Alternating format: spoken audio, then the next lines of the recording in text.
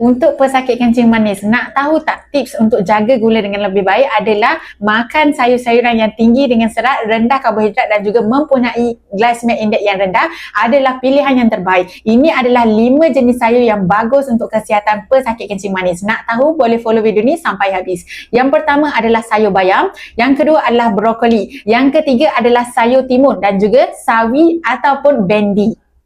Kelima-lima sayur ini mengandungi tinggi serat, vitamin dan juga mineral yang bagus untuk memperlambatkan penyerapan gula dalam darah kita. Yang juga dia bagus kerana ada kandungan serat yang tinggi, bagus untuk kawalan gula dalam darah kita dan juga kawalan berat badan kita.